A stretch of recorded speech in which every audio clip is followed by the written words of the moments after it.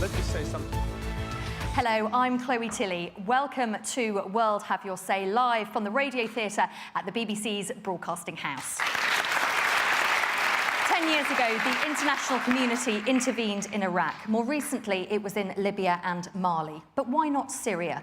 The world stood by as the Rwandan genocide took place, but stepped in Bosnia. So when is it acceptable for outside forces to take matters into their own hands? And when is it right to stay out of another country's affairs? Talking about Iraq, because it seems the natural place to start. 10 years this year since the intervention. Some people would call it an invasion, other people would call it a liberation. Let's start with Sabah Al-Mukhtar. You're Iraqi yourself. Do you consider that intervention worked in your own country?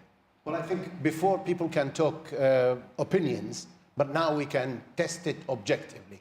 So if one looks at the situation of Iraq now versus the time pre-2003, you find the situation now is 100 times worse than it was before. But if we look ahead to more recent intervention, let's take Mali, for example. Do people feel that the intervention in Mali was right? Let's speak to Wilfred. You're from Mali yourself. What do you make of it? Yes, Wilfred Willie from Mali. To say whether intervention works or not, you have to put it in a context.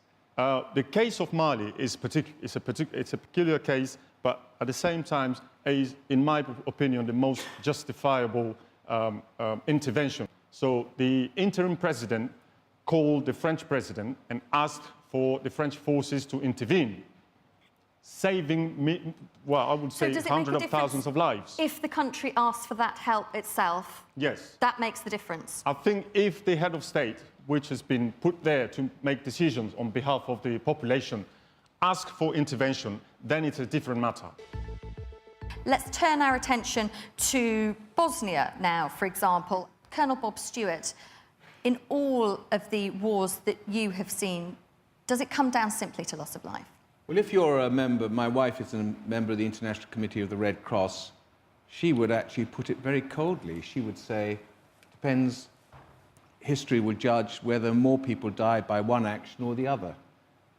Are you asking, and the audience seems to suggest this in large part, that the international community should allow whatever happens in a sovereign state to carry on, and that actually we have no responsibility for our neighbours, that we actually just say, well, it's their problem, let them sort it out? I have to tell you, I don't agree with that.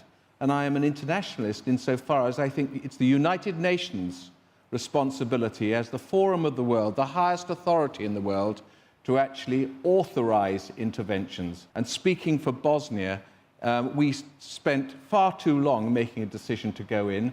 That cost a lot of lives. When we went in, we filly-fallied around and didn't do it properly. When we eventually got our act together, we stopped people dying and we saved lives. And thank God we did.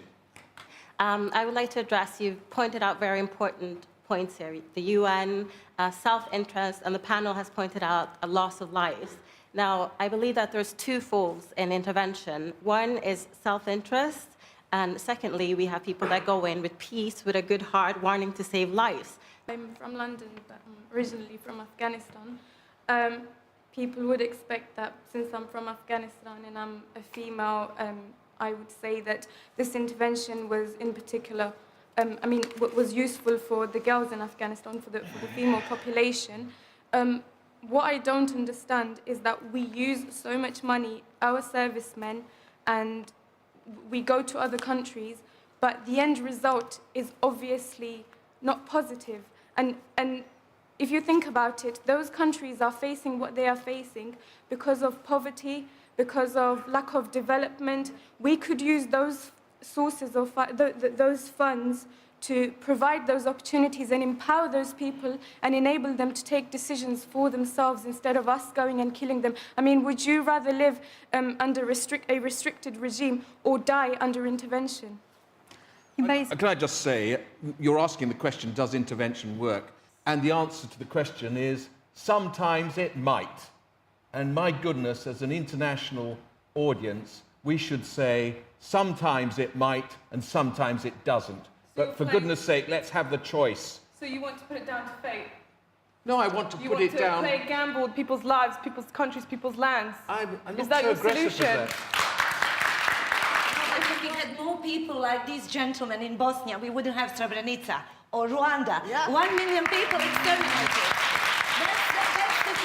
That's the role of the United Nations, to prevent and to protect the human rights. And that's above everything else. Every case is different. And it needs to 1 million people, and the United Nations, they knew about it. I'd like to remind us all of a very great saying. One thing we have learned from history is that we haven't learned from history, and we continue to make the same mistakes based on the same conclusions that don't work. It's